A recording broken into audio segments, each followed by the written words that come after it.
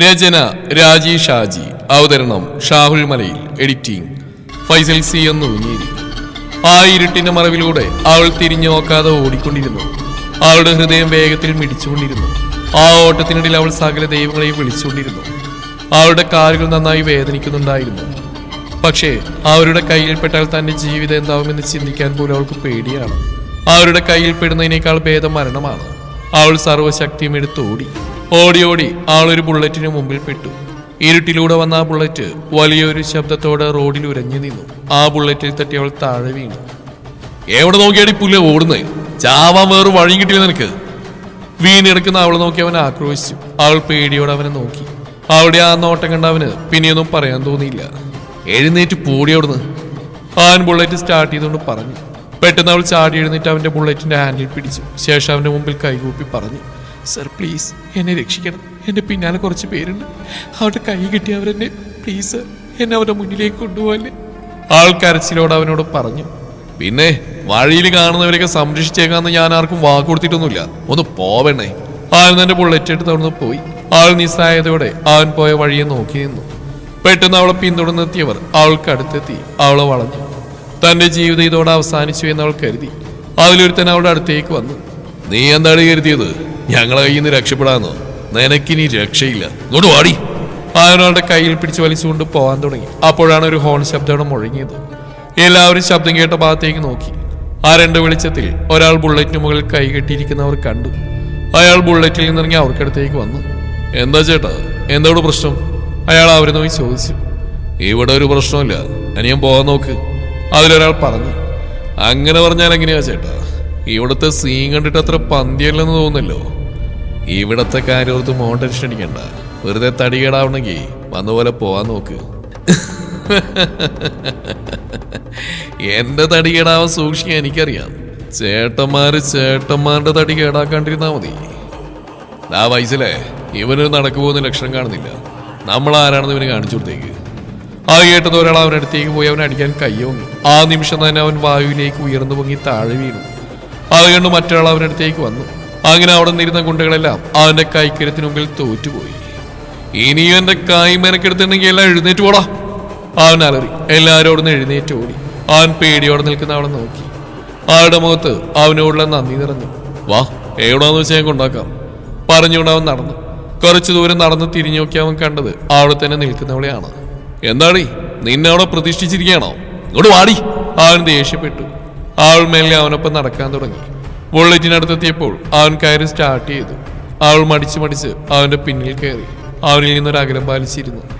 ആ ഇരുട്ടിലൂടെ അവന്റെ ബുള്ളറ്റ് പാഞ്ഞു. നിനക്ക് എവിടെയാ പോകണ്ടേ? അവൻ ബുള്ളറ്റ് ഓടിച്ചുകൊണ്ടതിന് ചോദിച്ചു.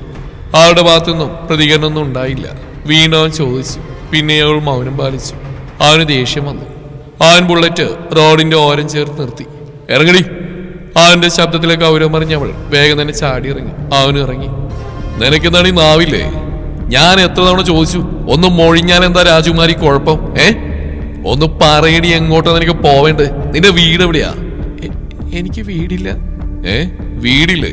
പിന്നെ നീ എന്താ ആകാശത്ത് പൊട്ടിമുളച്ചാണോ? ആൾ നിശബ്ദമായി കരയാൻ തുടങ്ങി. ഓ, എന്ത് പറഞ്ഞാലൊരു മോങ്ങല്. ഒന്ന് നിർത്തടി. നിങ്ങൾ പോയിക്കോ, ഞാൻ എങ്ങോട്ടെങ്കിലും പൊക്കോളാം. എന്നെ രക്ഷിച്ചതിന് താങ്ക്സ്, ആൾ പറഞ്ഞു.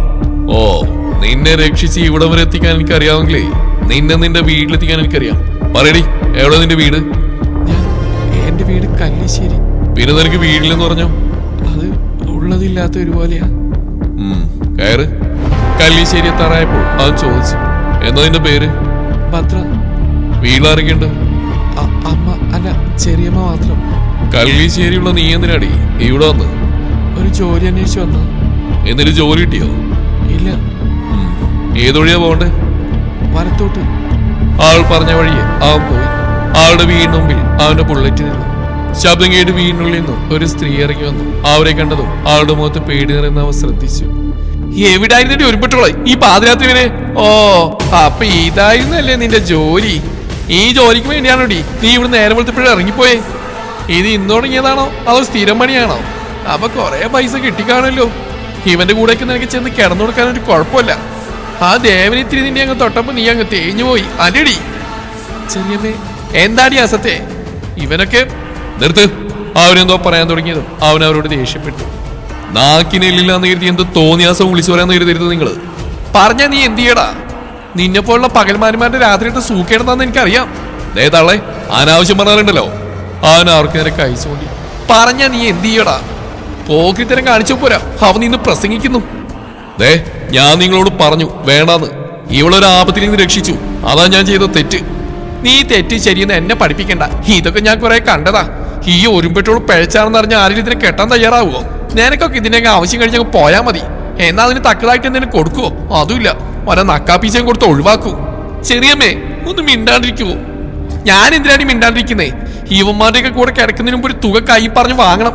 കാശ് കൈ കിട്ടിയാലും ഒക്കത്തിന് സമ്മതിക്കാവൂ. നല്ല എക്സ്പീരിയൻസ് ആണെന്ന് തോന്നല്ലോ, അവനൊരു പുച്ഛത്തോടെ പറഞ്ഞു. അതേടാ, അങ്ങനെ തന്നെ ഞാൻ ഈ അസത്തിനെ വളർത്തിയത്. എന്നിട്ടിപ്പോ ഞാൻ പറഞ്ഞ ഇവൾക്ക് കേൾക്കാൻ വയ്യ. ഇപ്പൊ എനിക്ക് ഏറെക്കുറെ മനസ്സിലായി ഇവളിവിടുന്ന് ജോലി അന്വേഷിച്ചു പോയത് എന്തിനാണെന്ന്. നിങ്ങളുടെ പണിക്ക് നിങ്ങൾ ഇവളെയും നിർബന്ധിച്ചാണോ അല്ലേ? അന്തസ്സായിട്ട് ജീവിക്കണമെങ്കിൽ പണിയെടുത്തേ പറ്റൂ. ഓ, അത്രക്ക് അന്തസ്സുള്ള പണിയല്ലേ ചെയ്യുന്നത്? അവൻ വീണ്ടും പുച്ഛിച്ചു. ഡാ, എന്റെ വീട്ടിൽ കയറി വന്ന് എന്നെ പുച്ഛിക്കുന്നോ? ഇറങ്ങണോ? അല്ലെങ്കിൽ ഇവിടെ സ്ഥിരതാമസമാക്കാനല്ലേ ഞാൻ വന്ന്. അവൻ തിരിഞ്ഞടക്കാൻ ഒരുങ്ങി. ഡാ, എങ്ങോട്ടാ നീ പോന്ന്? ഇവളേതായാലും നിന്റെ കൂടെ കിടന്നില്ലേ, അതിന് തക്കതായുള്ള പ്രതിഫലം തന്നിട്ട് പോയാ മതി. ചെറിയമ്മേ, നീ മിണ്ടരുത്. നിന്നെ തനിച്ചാക്കി നിന്നെ തള്ള പോയപ്പോഴേ അട്ടിക്കുണ്ടാക്കി വെച്ചിട്ടല്ലേ പോയത്. നിന്നെ വല്ലവന്റെയും കൂടെ പറഞ്ഞു വിടെങ്കിൽ വല്ലതും വേണം. നിങ്ങളെന്താ ഉദ്ദേശിക്കുന്നത്? 1,00,000 രൂപ, അത് തന്നിട്ട് നീ പോയാ മതി. ഓ, അത്രയ്ക്ക് ഡിമാൻഡുണ്ടോ ഈ പണിക്ക്? അവൻ ചോദിച്ചു. അതേടാ, ഡിമാൻഡാ. അല്ലെങ്കിൽ ഈ ആസ്തിനെ ഞാൻ ചുമക്കേണ്ടി വരും. അവരവളെ പിടിച്ചള്ളി. അവൾ വീഴാൻ പോയപ്പോൾ അവൻ അവളുടെ കയ്യിൽ പിടിച്ചു നിർത്തി. എന്തായാലും നിങ്ങൾ ഇവൾക്ക് 1,00,000 രൂപ വിലയിട്ടില്ലേ? അപ്പൊ അതിനുള്ള വില ഇവൾക്കുണ്ടോന്ന് അറിയണ്ടേ? അതറിഞ്ഞിട്ട് ഞാൻ കാശ് തരാം. ഇപ്പോൾ ഞാൻ കൊണ്ടുപോവാ. വാടി. അത് പറ്റില്ല, ഞാൻ സമ്മതിക്കില്ല. നിങ്ങളുടെ സമ്മതം എനിക്ക് വേണ്ട. അത് വണ്ടി കയറി. നീ നിന്നോടാ പറഞ്ഞേ. അവനവളെ രൂക്ഷമായി നോക്കി. അവൾ പേടിയോടെ അവന് പുറകിൽ കയറി. ടാ, ഇറക്കി വിടവളെ. ഒന്ന് പോതളെ. അവൻ ബുള്ളറ്റ് സ്റ്റാർട്ട് ചെയ്തവിടുന്ന് പോയി. അവർ വേഗം ഫോൺ എടുത്ത് ദേവനെ വിളിച്ചു. മോനെ ദേവ, ഒരുത്തൻ വന്ന് അവളെ കൊണ്ടുപോയി. ആര്? അവർ നടന്നൊക്കെ അവനോട് പറഞ്ഞു. ഇല്ല, അവളെ ഞാൻ ആർക്കും വിട്ടുകൊടുക്കില്ല. അവൻ ഫോൺ കട്ട് ചെയ്തു. അവന്റെ ബുള്ളറ്റിന്റെ പുറകിൽ പേടിയോടെ ഇരിക്കുകയാണ് ഭദ്ര. അവൻ അവളെ നോക്കുന്ന പോലുമില്ല. കുറച്ചു ദൂരം പിന്നിട്ടപ്പോഴാണ് ഒരു ജീപ്പ് അവന്റെ ബുള്ളറ്റിന് മുമ്പിൽ വന്ന് നിന്ന്. അവൻ പെട്ടെന്ന് ബ്രേക്ക് പിടിച്ചു. ഏതവനാളെ ചെറ്റയത്? അവന് ദേഷ്യം വന്നു. അപ്പോഴാണ് ജീപ്പിൽ നിന്നിറങ്ങുന്നയാളെ അവർ കണ്ടത്. അയാളെ കണ്ടതും ഭദ്രയും ഞെട്ടി. എന്റെ പെണ്ണിനെയും കൊണ്ട് എവിടെ പോവാ നീ? ദേവൻ അലറി. നിന്റെ പെണ്ണോ? ആര് പറഞ്ഞു? അതാരും പറയേണ്ട കാര്യമില്ല. അത് നീയല്ലല്ലോ തീരുമാനിക്കേണ്ടത്. ഇവൾക്ക് നിന്നെ ഇഷ്ടമായിരുന്നെങ്കിൽ ഇവളെന്റെ കൂടെ വരില്ലായിരുന്നല്ലോ. എന്തായാലും ഇവിടെ ചെറിയമ്മ പറഞ്ഞ് ഞാൻ ഇവളെ കൂടെ കിടത്തിയിട്ടാ കൊണ്ടുവന്നെന്ന്. ചെയ്യാത്ത കാര്യത്തിന് പഴി കേൾക്കുന്നതിനേക്കാൾ നല്ലതല്ലേ അത് ചെയ്തിട്ട് കേൾക്കുന്നത്. ഡാ, വേണ്ട, വെറുതെ എന്റെ കായ് മെനക്കെടുത്തിക്കാതെ ഇവളെ വിട്ടിട്ട് പോടാ. ഇല്ലെങ്കിലോ ഈ ദേവനാരാണെന്ന് നീ ശരിക്കും അറിയും. എന്നാ നീ ഒന്ന് അറിയിക്ക്. ദേവൻ അവന് നേരെ വന്നു. എന്നാൽ അവന്റെ കാര്യത്തിന് മുമ്പിൽ ദേവൻ തോറ്റു. എന്തായാലും നീ ഒരു വെടക്കാളാണെന്ന് ഇവള് നിന്നെ പേടിയോടെ നോക്കിയപ്പോ തന്നെ എനിക്ക് മനസ്സിലായി. അതുകൊണ്ട് നിനക്ക് മുമ്പിൽ എന്തായാലും ഞാൻ ഇവളെ ഇട്ടു തരില്ല. ഇനി നിന്റെ നിഴൽ പോലെ ഇവളെ പിന്തുടരുത്, പറഞ്ഞേക്കാം. അവനെ പിടിച്ചെള്ളി. അവൻ അവളെയും കൊണ്ട് അവിടെ നിന്ന് പോയി. അവനൊപ്പം എങ്ങോട്ടാണ് പോകുന്നതെന്ന് അറിയില്ലെങ്കിലും അത്രയും സമയം കൊണ്ട് അവന്റെ മനസ്സിലെ നന്മയവൾ തിരിച്ചറിഞ്ഞിരുന്നു. അവന്റെ ബുള്ളറ്റ് ഒരു വലിയ തറവാട് മുമ്പിൽ നിന്നു. ഇറങ്ങ്. എന്താ നോക്കുന്നേ? വാ. ചുറ്റും നോക്കുന്ന അവളോട് അവൻ പറഞ്ഞു. അവനകത്തേക്ക് കയറി. പുറകെ അവളും. അവൻ വാതിൽ തുറന്നു. ഇവിടെ വേറെ ആരുമില്ല, ഞാൻ മാത്രമേ ഉള്ളൂ. അവന് റൂമിലേക്ക് പോയി. അവൾ എന്ത് ചെയ്യണമെന്നറിയാൻ അവിടെ തന്നെ നിന്നു. കുറച്ചു കഴിഞ്ഞ് അവൻ പുറത്തേക്ക് വന്നപ്പോഴും അവൾ ആ നിൽപ്പ് തുടർന്നു. നിന്നെന്താണ് അവളെ പ്രതിഷ്ഠിച്ചിരിക്കുകയാണോ? അത് ഞാൻ എന്താ ചെയ്യണ്ടേ? നീ അവിടെ തലകുത്തി നിൽക്ക്. ഏതെങ്കിലും മുറി കയറി കിടന്നോളടി. അവൾ നേരെ കണ്ട മുറിയിലേക്ക് പോയി കഥകടച്ച് കിടന്നു. എന്തുകൊണ്ടോ അവൾക്ക് ഉറക്കം വന്നില്ല. തന്റെ ജീവിതം എങ്ങോട്ടേക്കാണ് പോകുന്നതെന്ന് അവൾക്ക് അറിയില്ലായിരുന്നു. എങ്ങനെയൊക്കെയോ നേരം വെളുപ്പിച്ചു. അവൾ റൂം തുറന്ന് പുറത്തിറങ്ങി. അപ്പോഴേക്കും അവൻ ചായ ഉണ്ടാക്കിയിരുന്നു. ദാ, ചായ കുടിക്കും. താങ്ക്സ്. അവൾ അവന്റെ കയ്യിൽ നിന്ന് ചായ വാങ്ങി. ആ സ്ത്രീ നിന്റെ ആരാ? അമ്മ മരിച്ച ശേഷം അച്ഛൻ കല്യാണം കഴിച്ച അവരെ. അന്ന് മുതൽ അവരെന്നെ ഉപദ്രവിക്കാനും വഴക്ക് പറയാനൊക്കെ തുടങ്ങി. അച്ഛനൊന്നും പറഞ്ഞിരുന്നില്ല. എല്ലാം കേട്ടും കണ്ടും വേദനിച്ച് അച്ഛൻ പോയി. പിന്നീട് എൻ്റെ ജീവിതം പഴയതിനേക്കാൾ കഷ്ടമായി. അവർക്ക് എന്നെ ഇഷ്ടമുണ്ടായിരുന്നില്ല. എങ്ങനെയെങ്കിലും എന്നെ ഒഴിവാക്കാനായിട്ട് അവർ കാത്തിരുന്നു. ഇതിനിടയിൽ അവർ മറ്റു വൃത്തികെട്ട പണികൾക്കും പോയി. അതിനവർ എന്നെയും കൂട്ടാൻ നോക്കി. ഞാൻ സമ്മതിക്കാതായപ്പോൾ എന്നെ കൂടുതൽ ഉപദ്രവിക്കാൻ തുടങ്ങി. അവരെ കാണാൻ വരുന്നവർ എന്നെ കൂടി വേണമെന്ന് പറയാൻ തുടങ്ങി. പല ദിവസങ്ങളിലും മാനം സംരക്ഷിക്കാൻ ഉറക്കം പോലും കളഞ്ഞ് പേടിച്ചിരുന്നിട്ടുണ്ട്. അതിനിടയിലാണ് അവരുടെ അകന്നു വന്നോയ ദേവൻ അവിടെ വന്ന് എന്നെ കണ്ടപ്പോൾ അയാൾക്ക് എന്നെ കെട്ടണമെന്ന് അവരോട് പറഞ്ഞു. അവർ സമ്മതിച്ചു. കാരണം അവർക്ക് അവർ ചോദിക്കുന്ന കാശ് കൊടുക്കുമായിരുന്നു. അയാൾക്ക് പല സ്ത്രീകളായിട്ട് ബന്ധമുണ്ടായിരുന്നു. അയാൾ വീട്ടിൽ വരുമ്പോഴൊക്കെ എന്നെ ഉപദ്രവിക്കാൻ ശ്രമിക്കും. പലപ്പോഴും അയാളെ തള്ളി മാറ്റിയ റൂമിൽ കയറി വാതിലടക്കും. ചെറിയ മതിനൊക്കെ എന്നെ അടിക്കും. ഒരു ദിവസം കുടിച്ചു ബോധലാവെന്ന് അയാൾ എന്നെ കയറി പിടിച്ചു. അയാളുടെ കയ്യിൽ നിന്ന് കുതിരി മറഞ്ഞ് ഒരുപാട് ശ്രമിച്ചു. പക്ഷേ അയാളുടെ കൈകൾ എന്നെ ചുറ്റി വരിഞ്ഞു. അയാൾക്ക് മുന്നിൽ കീഴടങ്ങേണ്ടി വന്ന അതെൻ്റെ മരണമാണ്. ഞാൻ അടുത്തുകൊണ്ട് വിറകെടുത്ത് അയാളുടെ തലക്കടിച്ചു. വേദന കൊണ്ട് അയാളെ ഇനിയുള്ള പിടിവിട്ടു. ഞാൻ മുറി കയറി വാതിലടച്ചു. ചെറിയമ്മ ഒന്ന് വിളിച്ചിട്ട് ഞാൻ കഥ പറഞ്ഞില്ല. അന്ന് ഞാൻ അത്രയ്ക്ക് പേടിച്ചിരുന്നു. പിറ്റേന്ന് രാവിലെ മെല്ലെ വാതിൽ നിന്ന് എന്നെ കാത്ത് ചെറിയമ്മ പുറത്തുതന്നെ ഉണ്ടായിരുന്നു. അവരെ കണ്ട് ഞാൻ ആകെ പേടിച്ചു. എന്നെ കൊല്ലാനുള്ള ദേഷ്യം അവരുടെ മുഖത്തുണ്ടായിരുന്നു. അവരെന്നെ ഒരുപാട് അടിച്ചു. മാത്രമല്ല എൻ്റെ കയ്യിൽ പൊള്ളിക്കൊക്കെ ചെയ്തു. ആൾ പൊള്ളലേറ്റ് എൻ്റെ പാടവനെ കാണിച്ചു. അയാൾ വീണ്ടും കുറച്ച് ദിവസം കഴിഞ്ഞ ശേഷം വന്നു. എത്രയും പെട്ടെന്ന് എന്നെ അയാൾക്ക് വിവാഹം കഴിച്ചു കൊടുക്കണമെന്ന് അയാൾ ചെറിയമ്മയോട് പറഞ്ഞു. ഞാൻ എതിർത്തപ്പോൾ അയാളും എന്നെ അടിച്ചു. അവരുടെ അടുത്ത് എങ്ങനെയും രക്ഷപ്പെടാൻ വേണ്ടിയാ ഞാൻ ജോലി അന്വേഷിച്ച് പോയത്. പക്ഷെ ഞാൻ ചെന്നുവിട്ട് അവരെക്കാൾ വൃത്തിയിട്ടൊരുത്തന്നെ മുന്നിലായിരുന്നു. അയാൾ എന്നെ തൊടാൻ തുടങ്ങിയപ്പോഴാണ് ഞാൻ അവിടുന്ന് ഓടിയത്. പക്ഷെ അയാളുടെ ഗുണ്ടകൾ എന്നെ പിന്തുടർന്ന് വന്നു. അങ്ങനെയാ ഞാൻ നിങ്ങളുടെ മുന്നിലെത്തിയത്. ആൾ പൊട്ടിക്കരഞ്ഞു പോയി. ആളുടെ കഥകളൊക്കെ കേട്ടപ്പോൾ എന്തോ അവനോട് വല്ലാത്ത സഹതാപം തോന്നി. പോട്ടെ, ഇനിയൊന്നും ഓർക്കണ്ട. എവിടെയും നല്ല ജോലി നോക്കാം, ഞാനിപ്പോ വരാം. അതും പറഞ്ഞ് അവൻ പുറത്തേക്ക് പോയി. ആ വീട്ടിൽ അവൾ എന്ത് ചെയ്യണമെന്നറിയാതെ ഇരുന്നു. കുറച്ച് സമയത്തിന് ശേഷം അവൻ കയ്യിൽ കുറച്ച് കവറുകളുമായി വന്നു. നിനക്ക് ഡ്രസ്സൊന്നും ഇല്ലല്ലോ, പോയി ഫ്രഷായി ഡ്രസ്സ് മാറ്റി. അവൻ ആ കവറുകൾ അവൾക്ക് നേരെ നീട്ടി. അവൾ മടിച്ച് അവന്റെ കയ്യിൽ നിന്ന് കവർ വാങ്ങി. അവളുടെ കണ്ണുകൾ നിറഞ്ഞിരുന്നു. ആ മുറി കയറി ഫ്രഷ് ആയിക്കോ. അവൻ കാണിച്ചു കൊടുത്ത മുറിയിൽ കയറി കവറിൽ നിന്നൊരു ടോപ്പ് ലെഗിൻസ് എടുത്ത് ഫ്രഷ് ആവാനായി പോയി. അവൾ ഫ്രഷായി വന്നപ്പോഴേക്കും അവൻ ഫുഡ് ഉണ്ടാക്കിയിരുന്നു. വാ കഴിക്കാം. ഞാൻ ഉണ്ടാക്കുമായിരുന്നല്ലോ. ഞാനുണ്ടാക്കിയല്ലോ, കഴിക്കും. അല്ല, നിങ്ങളുടെ പേരെന്താ? ആദിത്യൻ. നിങ്ങളുടെ ഫാമിലിയോ? എനിക്ക് 5 വയസ്സുള്ളപ്പോൾ അച്ഛൻ അമ്മയെ വിട്ട് മറ്റൊരു സ്ത്രീയോടൊപ്പം പോയി. അതുവരെ അച്ഛൻ അങ്ങനെ ഒരു ബന്ധമുള്ളതായിട്ട് ആർക്കും അറിയില്ലായിരുന്നു. പിന്നീട് അമ്മയെ കൂടെ കൂട്ടാന്ന് പറഞ്ഞ് പല പുരുഷന്മാരോട് വരാൻ തുടങ്ങി. പക്ഷെ അമ്മയെല്ലാവരെയും ആട്ടിപ്പായിച്ചു. ഒരു ദിവസം ഞാൻ സ്കൂളിൽ പോയി തിരിച്ചു വന്ന സമയത്ത് അമ്മയുടെ ചേതനേറ്റ ശരീരമാണ് കണ്ടത്. ഒരാൾ അമ്മയെ ഉപദ്രവിക്കാൻ ശ്രമിച്ചു. അയാളിൽ നിന്ന് രക്ഷപ്പെടാനായിട്ട് അമ്മ ഓടിയതാ. കരിങ്കല്ലിൽ തലയടിച്ച് വീണു. അമ്മയുടെ നിലവിളി കേട്ട് ഓടി വന്നവർ അമ്മയെ ഹോസ്പിറ്റലിലേക്ക് കൊണ്ടുപോയി. പക്ഷേ അന്ന് നാട്ടുകാരെല്ലാം ചേർന്ന് അയാളെ പിടിച്ച് പോലീസിൽ ഏൽപ്പിച്ചു. അവൻ പുറത്തിറങ്ങിയ ഉടനെ അവനെ കൊല്ലാൻ ഞാൻ കാത്തിരുന്നു. പക്ഷെ ജയിലിൽ വെച്ച് അവൻ ഹൃദയാഘാതം കൊണ്ട് മരിച്ചു. അമ്മ പോയതോടെ ഞാൻ തനിച്ചായി. പിന്നെ എല്ലാവരോടും എല്ലാത്തിനോടും ഒരുതരം വെറുപ്പായിരുന്നു. ആരെയും ഞാൻ ഇങ്ങോട്ട് അടുപ്പിച്ചിരുന്നില്ല. ആരും പിന്നെ ഇങ്ങോട്ട് വന്നിട്ടുമില്ല. അന്ന് നിന്നെ ആ അവസ്ഥയിൽ കണ്ടപ്പോൾ വിട്ടിട്ട് വരാൻ തോന്നിയില്ല. നിന്നെ കണ്ടപ്പോൾ എനിക്ക് എൻ്റെ അമ്മയെ ഓർമ്മ വന്നു. ഭക്ഷണം കഴിച്ചു കഴിഞ്ഞ ശേഷം രണ്ടുപേരെയും പ്ലേറ്റ് എടുത്ത് കിച്ചണിലേക്ക് പോയി. പ്ലേറ്റ് കഴിയ ശേഷം അവൾ ഹാളിലേക്ക് വന്നു. ഞാനൊന്ന് പുറത്തു പോയി വരാം. അവൻ ബുള്ളറ്റ് എടുത്ത് പോയി. അവൾ അവിടെ വാങ്ങൊന്ന് കണ്ണോടിച്ചു. ശേഷം എല്ലാ റൂമിലും കയറി വൃത്തിയാക്കി എല്ലാം നന്നായി അടക്കി ഒതുക്കി വെച്ചു. കുറെ സമയത്തിന് ശേഷം അവന്റെ ബുള്ളറ്റിന്റെ ശബ്ദം കേട്ടുള്ള ഉമ്മറത്തേക്ക് വന്നു. കുറച്ച് പച്ചക്കറി മീനൊക്കെ ഉണ്ട്, ആ ഫ്രിഡ്ജിൽ വെച്ചേക്ക്, നാളെ ഉണ്ടാക്കാം. അവൾ അവന്റെ കയ്യിൽ നിന്ന് കവർ വാങ്ങി ഫ്രിഡ്ജിൽ വെച്ചു. അവൻ അവിടെ നോക്കി. എല്ലാം ഭംഗിയായി അടുക്കി ഒതുക്കി വെച്ചേക്കുന്നവൻ കണ്ടു. പിറ്റേന്ന് അവൻ എഴുന്നേൽക്കുന്നതിന് മുമ്പ് അവൾ എഴുന്നേറ്റ് എല്ലാ ജോലികളും ചെയ്തു. അവൻ എഴുന്നേറ്റ് വന്നപ്പോൾ അവൾ അവന് ചായ കൊടുത്തു. നീ നേരത്തെ എഴുന്നേറ്റോ? എന്തിനെത്ര നേരത്തെ എഴുന്നേറ്റ്? ഞാൻ എന്നും നേരത്തെ എഴുന്നേക്കും. വീട്ടിലെ ജോലി മുഴുവൻ ഞാനാ ചെയ്യുന്നത്, അല്ലെങ്കിൽ ചെറിയമ്മ തല്ലും. പിറ്റേന്നും അവൾ അവന്റെ അടുത്തേക്ക് ചെന്നു. ആദ്യേട്ടാ, അലക്കാനുള്ള ഡ്രസ്സ് ഉണ്ടെങ്കിൽ തരൂ കേട്ടോ, ഞാൻ അലക്കാൻ പോവാ. വേണ്ട, ഞാൻ അലക്കിക്കോളാം, അവൻ പറഞ്ഞു. ഞാനെന്തായാലും അലക്കാൻ പോവല്ലേ, അപ്പൊ അതുകൂടി അലക്കാം, ഞാൻ എടുത്തോളാം. ആളാന്റെ മുറിയിലേക്ക് പോവാനൊരുങ്ങി. നിന്നോടല്ലേ പറഞ്ഞ ഞാൻ അലക്കിക്കോളാന്ന്? നിനക്കെന്താ പറഞ്ഞാൽ മനസ്സിലാവില്ലേ? എന്റെ കാര്യങ്ങൾ നോക്കാൻ എനിക്കറിയാം. നീ അധികാരം കാണിക്കാൻ ശ്രമിക്കണ്ട. നിന്നെ രക്ഷിച്ച് ഇവിടെ കൊണ്ടുവന്നെന്ന് കരുതി എന്റെ കാര്യങ്ങളും നീ ഇടപെടണ്ട. എന്നിവിടെ നിൽക്കാന്നും കരുതണ്ട. അല്പം സാധാവം കാണിച്ചപ്പോൾ അധികാരം കാണിക്കാൻ വരുന്നു. അതും പറഞ്ഞ് അവനോട് എഴുന്നേറ്റ് പോയി. അവളുടെ കണ്ണുകൾ നിറഞ്ഞു തുളുമ്പി. താൻ ഒറ്റയ്ക്കാണെന്ന സത്യം അവൾ അപ്പോഴാണ് തിരിച്ചറിഞ്ഞത്. ഇല്ല, എനിക്കാരുമില്ല. വെറുതെ എന്റെ മനസ്സിൽ ആരൊക്കെയോ ഉണ്ടെന്ന തോന്നലുണ്ടായി. ഇല്ല, എനിക്കാരുമില്ല, ഞാൻ തനിച്ച. അവൾ അവിടെ ഇരുന്ന് മുഖം പൊത്തി കരഞ്ഞു. കുറച്ച് സമയത്തിന് ശേഷം അവൻ അങ്ങോട്ടേക്ക് വന്നു. എന്താ, നീ ഒന്നും കഴിക്കുന്നില്ലേ? അവൻ അവളെ നോക്കി ചോദിച്ചു. ആളൊന്നും മിണ്ടിയില്ല. എന്താണ് നിന്റെ നാവറങ്ങിപ്പോയോ? എടി, നിന്നോട് കഴിക്കാൻ വരാൻ പറഞ്ഞേ. എനിക്കൊന്നും വേണ്ട. നിന്റെ തോന്നിയാസം അവിടെ നടക്കില്ല. എന്റെ വീട്ടിൽ എന്റെ ഇഷ്ടത്തിനനുസരിച്ചേ നടക്കൂ. എഴുന്നേറ്റ് പോയി വല്ലതും കഴിക്കടി.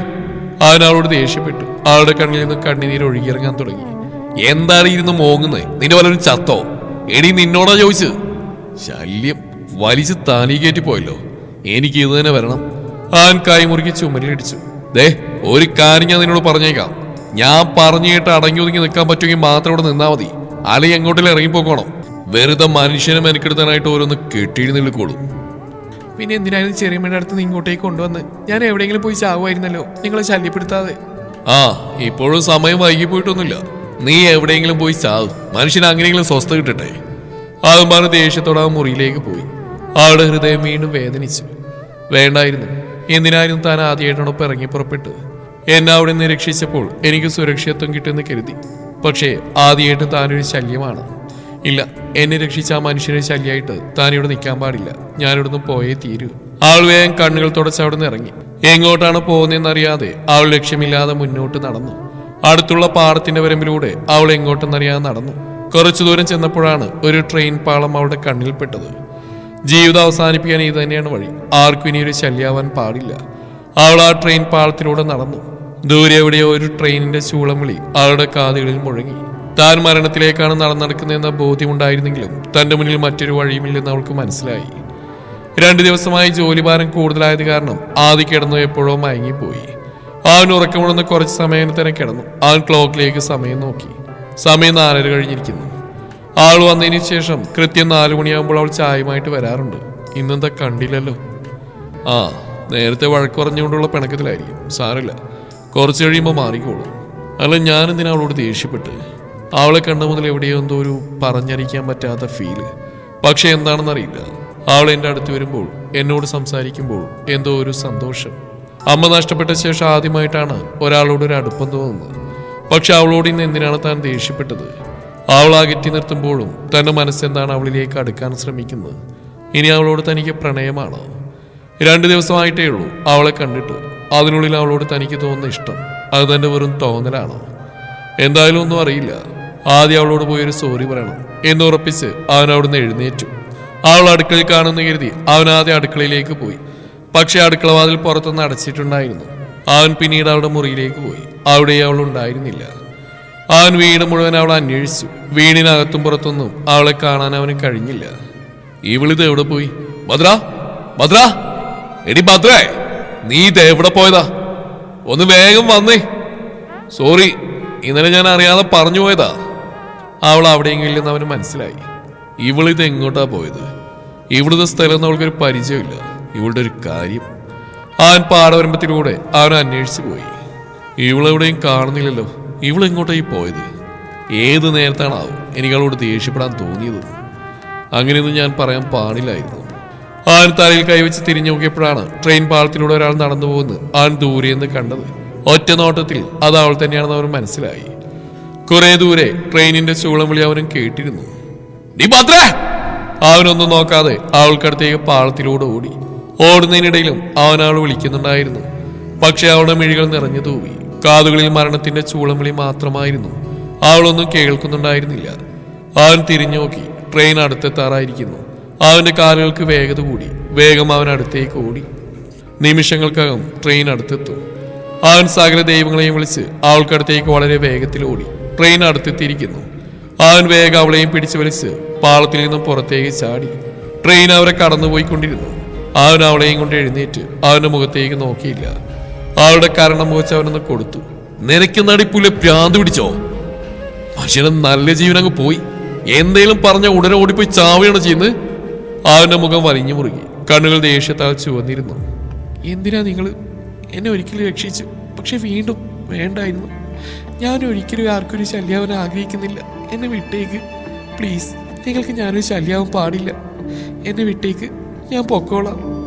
അവൾ തിരിഞ്ഞടക്കാൻ തുടങ്ങി. അവനവളുടെ കയ്യിൽ പിടിച്ച് നിർത്തി. എങ്ങോട്ടാടി പുള്ളി നീ പോകുന്നത്? എന്തേ വല്ലവന്മാരുണ്ടോ പോകാനായിട്ട്?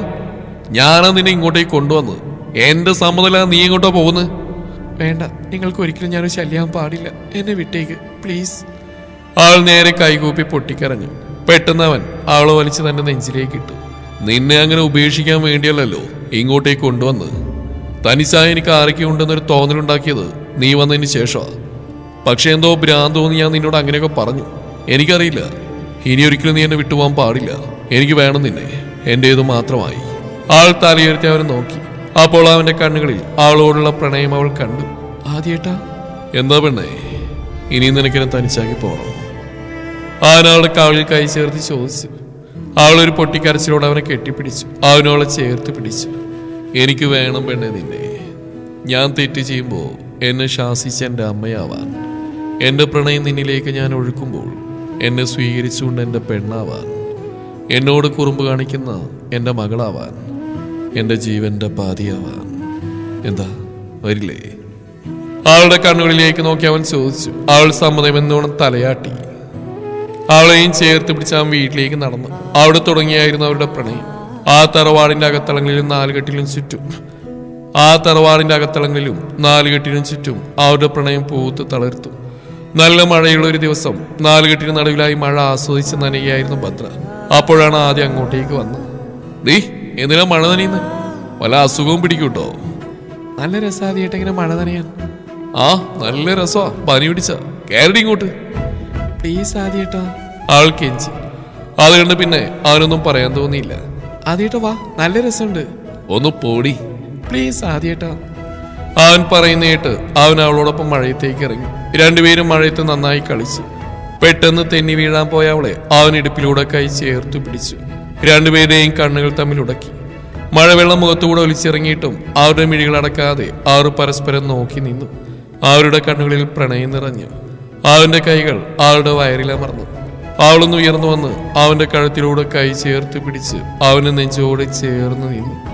ആ മഴക്കിടയിലും അവളുടെ ശരീരം ചൂട് പിടിച്ചു. അവന്റെ ചുണ്ടുകൾ അവളുടെ നെറുകയിൽ പതിഞ്ഞു. അവൾ മെല്ലെ മിഴികൾ പൂട്ടി. അവന്റെ ചുണ്ടുകൾ അവളുടെ മുഖം മുഴുവൻ സ്നേഹമുദ്ര പതിപ്പിച്ചു. അവളുടെ കൈകൾ അവന്റെ കഴുത്തിൽ മുറുകി. അവന്റെ ആദരങ്ങൾ അവളുടെ കഴുത്തിൽ പതിഞ്ഞു. അവന്റെ ചുംബനത്തിൽ അവൾ അലിഞ്ഞു ചേർന്നു. അവന്റെ കൈകൾ അവളുടെ വയറിൽ കുസൃതിയാട്ടി.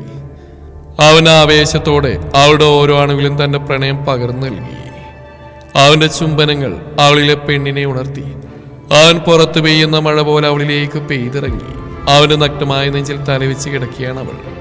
ഭദ്ര, താങ്ക്സ്. എന്തിന്?